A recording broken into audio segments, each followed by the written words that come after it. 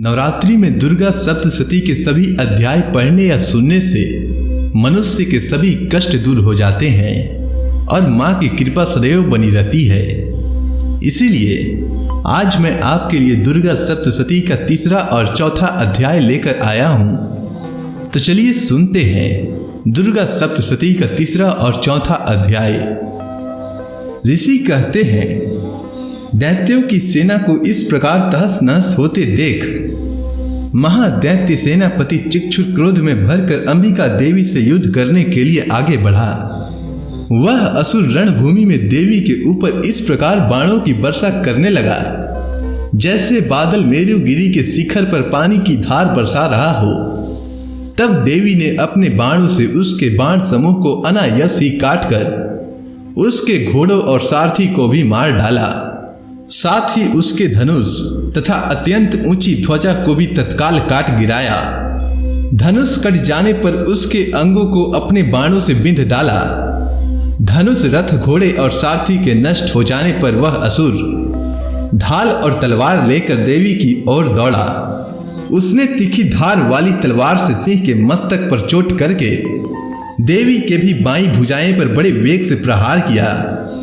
हे राजन, देवी की बाह पर पहुंचते ही वह तलवार टूट गई। फिर तो क्रोध से लाल आंखें करके उस राक्षस ने शूल हाथ में ले लिया और उसे उस महादैत्य ने भगवती भद्रकाली के ऊपर चलाया। वह शूल आकाश से गिरते हुए सूर्य मंडल की भांति अपने तेज से प्रज्वलित हो उठा। उस शूल को अपनी ओर आते देख देवी ने भी शूल का प्रहार किया।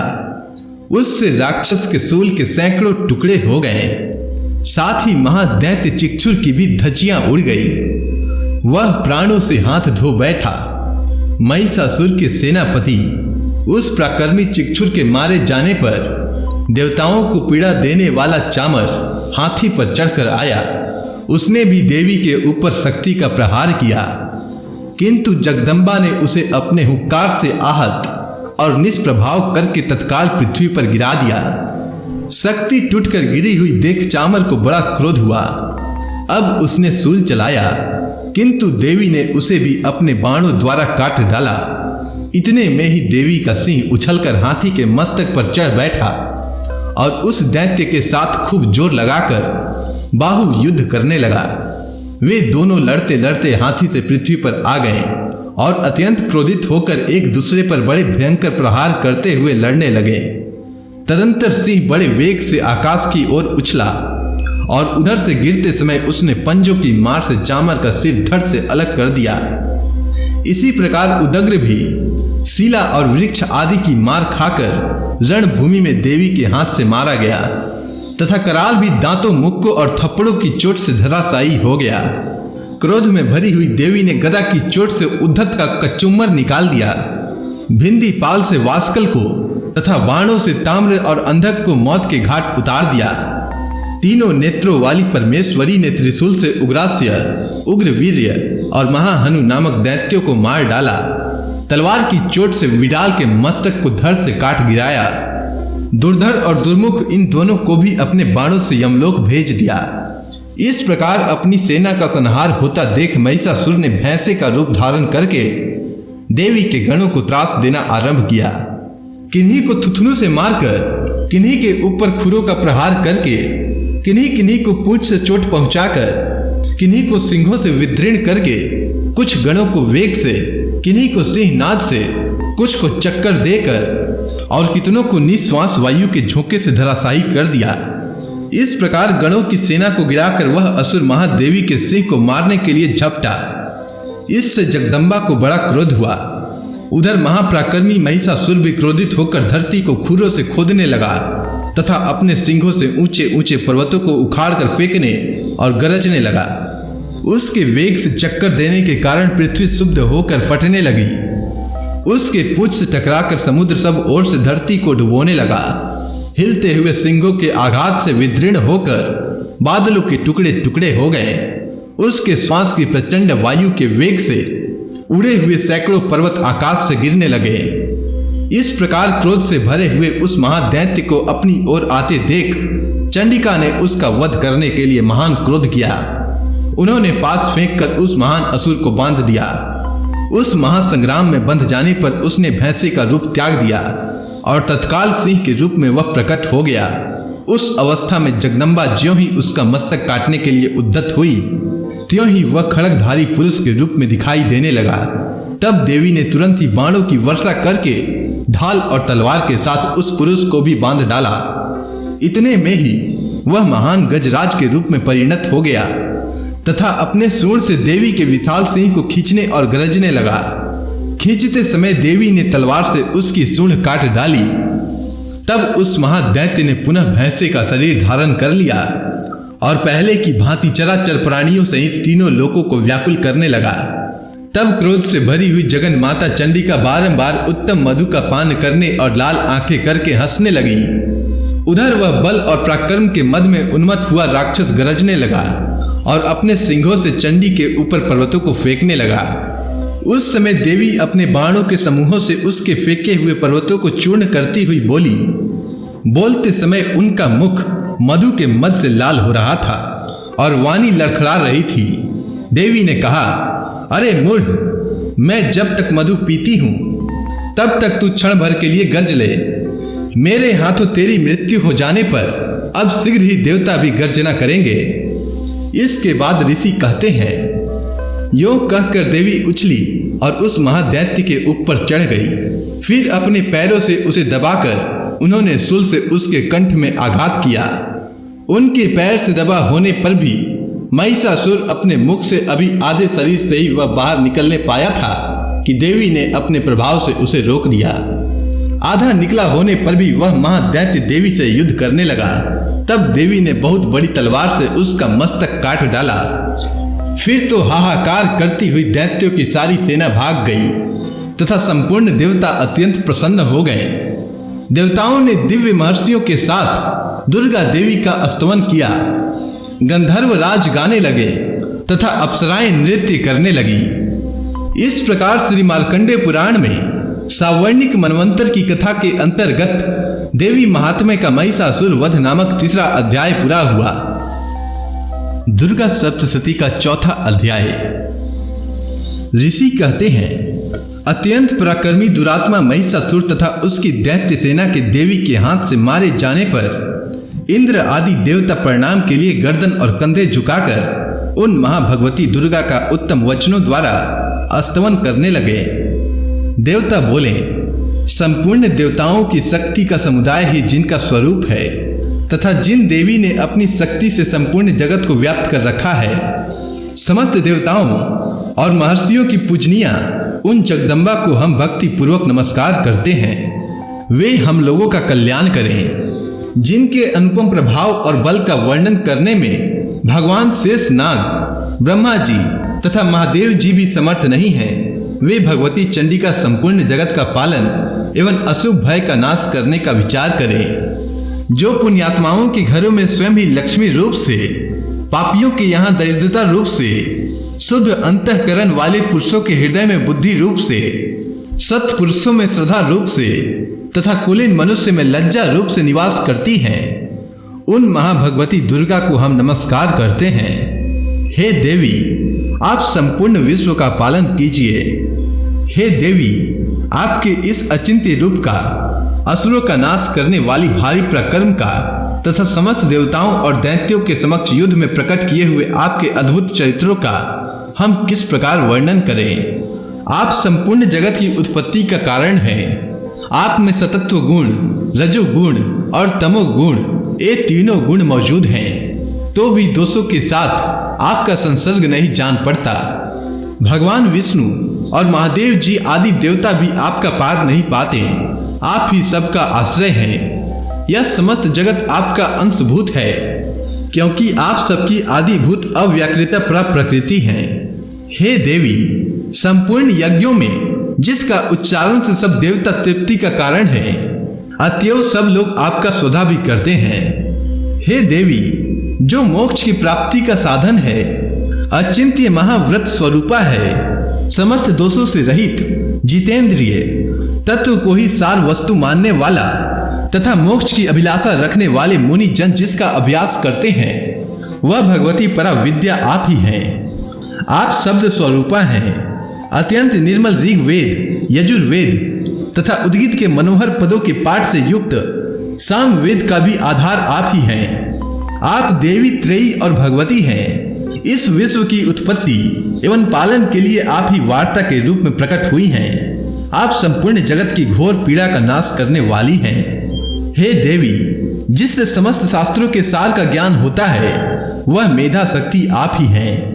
दुर्गम भव सागर से पार उतारने वाली नौका रूप दुर्गा देवी आप ही हैं। आपकी कहीं भी आसक्ति नहीं है।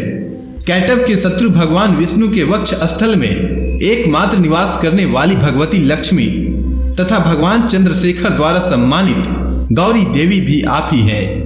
आपका मुख मंद मुस्कान से सुशोभित निर्मल पूर्ण चंद्रमा के बिंब का अनुकरण करने वाला और उत्तम स्वर्ण की मनोहर कांति से कमनीय है।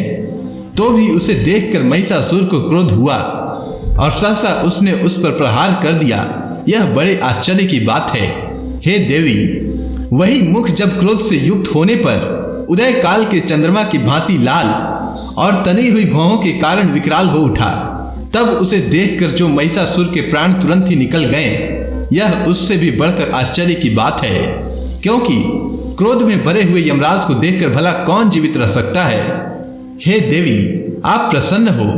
परमात्मा स्वरूपा आपके प्रसन्न होने पर जगत का अभ्युदय होता है और क्रोध में भर जाने पर आप तत्काल कितने ही कुलों का सर्वनाश कर डालती हैं। यह बात अभी अनुभव में आई है, क्योंकि महिषासुर की यह विशाल सेना क्षण भर में आपके कोप से नष्ट हो गई है। सदा अभ्युदय प्रदान करने वाली आप जिन पर प्रसन्न रहती हैं, वे ही देश में सम्मानित हैं। उन्हीं को धन और यश की प्राप्ति होती है। हे देवी, आपकी ही कृपा से पुण्यात्मा पुरुष प्रतिदिन अत्यंत सदा पूर्वक सदा सब प्रकार के धर्मानुकूल कर्म करता है और उसके प्रभाव से स्वर्ग लोक में जाता है।